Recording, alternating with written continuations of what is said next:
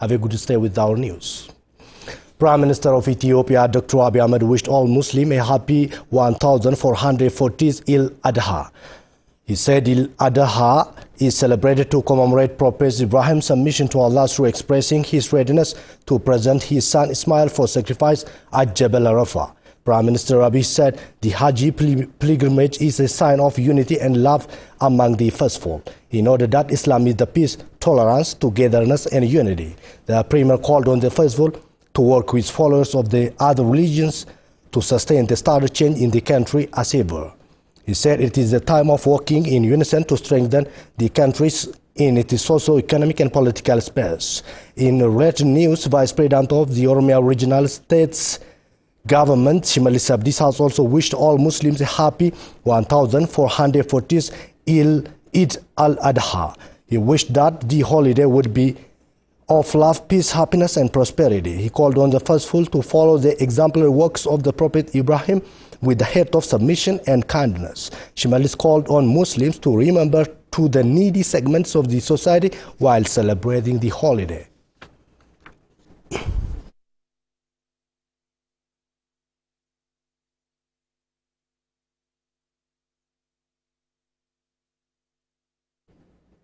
The Ethiopian Defense Command and the Staff College graduated 100 senior military officers for the 30th time. About 21 of the graduates are from Djibouti, Somalia and South Africa. Commander-in-Chief of the Ethiopian Armed Forces, who is also Prime Minister of Ethiopia, Dr. Abiy Ahmed, has given diplomas to the graduates. The Premier on the occasion said the graduates received a year-long training course needed for their military career. He also called on the graduates to better serve their country by using their knowledge they acquired during their stay in the college.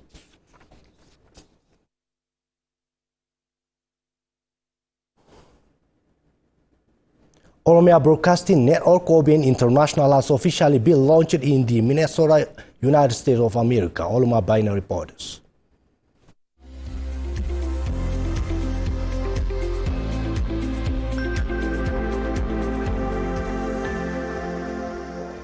OBN has opened its international studio in Minnesota City of USA. Director General of Oromia Broadcasting Network, Zinabu Asrat, in his inauguration remark says that OBN has done remarkable jobs being a voice for Oromo people in very difficult situations, adding that it shouldn't be denied. OBN has paid many sacrifices for the Oromo people to strengthen its unity even in very difficult situations, so this shouldn't be forgotten and denied. When I say this, I don't mean that OBN is the only media that is serving the Oromo people, but OBS, OMN and others start with Okoda all belongs to the Oromo people and serve their people too. As it is mentioned earlier, Oromo media should be expanded more. Zinabu noted that OBN has opened its branch in Minnesota to address demands of Oromo people everywhere, especially that of diaspora community. CNN International, BBC International, OBN International, Some people argue why OBN has opened its branch in Minnesota. As a media people, we observe many things, especially on social media. But we don't have time to listen and respond to them because we want to achieve many goals. Hereafter, our media network is no more called state media. It is an international media like CNN and BBC. You are therefore our forces to realize this. Board member of Oromia Broadcasting Network, Chaltu Sani, for her part, noted that if there is no Oromo diaspora community, OBN wouldn't be open its branch in Minnesota. It is not fair to be exiled for a large nation like Oromo, but it happened. However, today, it has open chance. If you were not here, this media network wouldn't be opened here. So, changing challenges into opportunity is sometimes good. Ambassador Unatu Bulata, for his part, says that OBN International has greater role in promoting Oromo culture, value and history to the global community.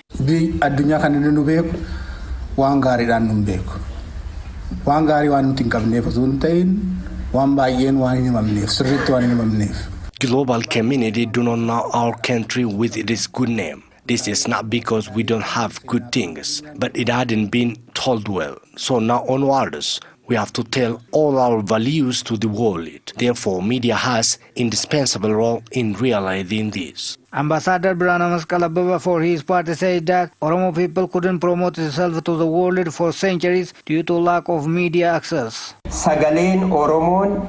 Voice of Oromo people should be widely heard in all languages to the world. Our socio-economic and political problems should be addressed through media and get sound solutions.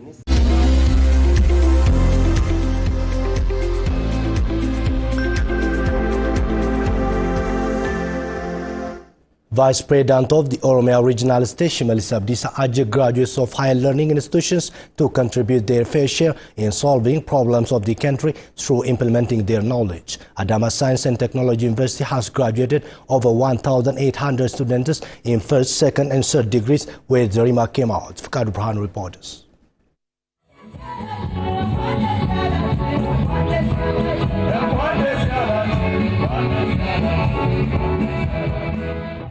Adama Science and Technology University has graduated 1,858 students trained in different programs. Among the graduates, 383 are female students. President of Adama Science and Technology University, Dr. Lammi Guta, in his welcoming speech said the university is working with due attention to produce competent manpower who can solve public problems.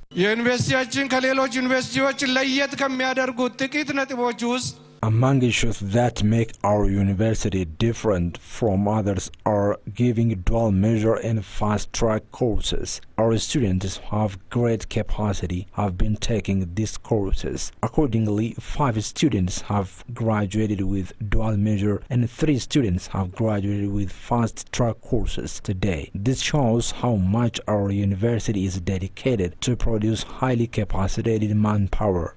Minister of Science and Higher Learning Institutions, Professor Hirut Waldemariam, for her part, noted that the government is working with special emphasis on education sector to have educated citizens. የኢትዮጵያ መንግስትም ከድህነትና ከኋላ ቀርነት መውጫው ብቸኛ መንገድ በትምህርትና ስልጠና የታነጸ የሰው ኃይል ነው ብሎ ስለሚያምን Our government believes that the only way eradicating poverty is education. Even though the main focus of higher learning institutions is following quality and accessibility of education, they couldn't do it due to different problems in the past. Due to this, there was high problem on quality and accessibility of education. But now we are working with due emphasis to solve the problems from grassroots levels, she said.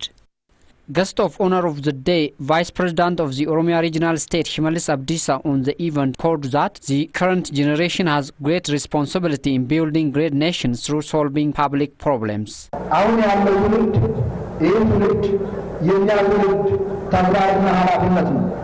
Our forefathers kept this country without modern education, so it is our responsibility to serve our country with the knowledge we've accumulated during our stay in the university, because change will come by educated manpower. Therefore, we should show our commitment practically to bring sustainable change. In doing so, we can create economically developed nation. The graduated students have also expressed their happiness.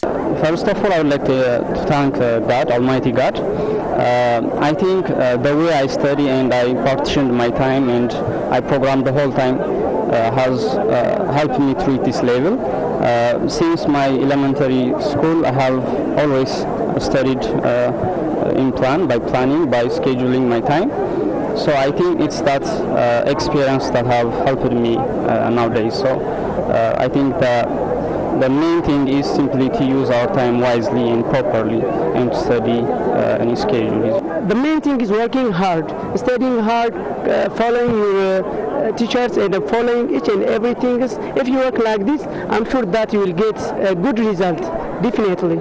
They also express their readiness to serve their country. I have accumulated a lot of things in my stay in this university. I'm interested in space science, so this is the first step toward my career. So I think with the help of God, I will reach a good and a higher level, and I would help my country in my field of expertise. So I'm very energetic. I can't do a lot of things. So I hope one day I will benefit my whole country in the field of space science.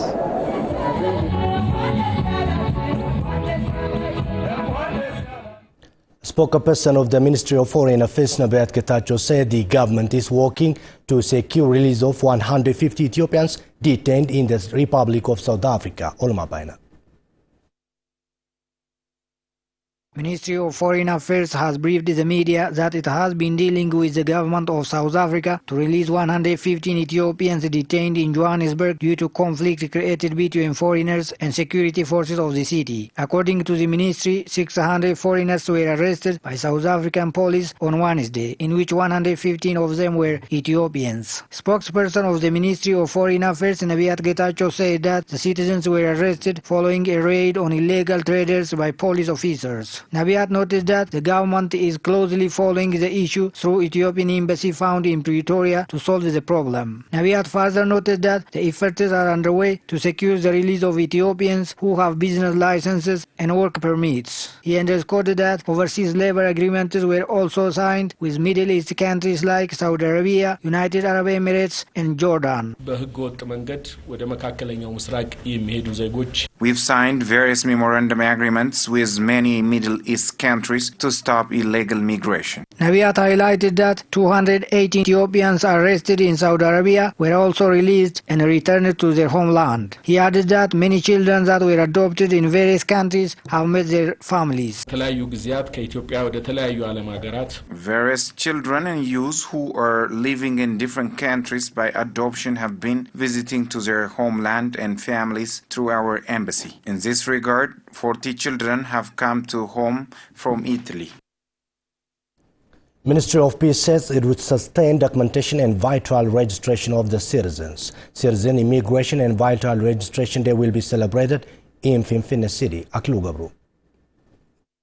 Advisory forum that focused on civil registration, vital statistic and national identity was held at Finfinne City. State Minister of Peace Zainu Jamal on the event stressed about the importance of concerted effort of all stakeholders for the correct registration of vital events, citizenship and immigration. To successfully sustain the registration of vital events and immigration and to offer national identity card, responsible government structures need to cooperate. Government structures at all levels were requested to cooperate for civil registration, vital statistic and national identity. Director General of Immigration, Citizenship and Vital Events Registration Agency, Mujib Jamal, had to say the following about the aim of the forum.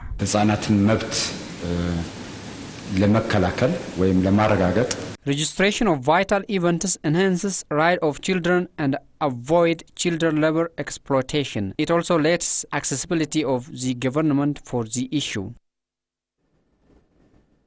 The National Bank of Ethiopia has granted license to Ethiolease, making it the first foreign-owned entity to receive financial service license in the country. Fukad Burhan.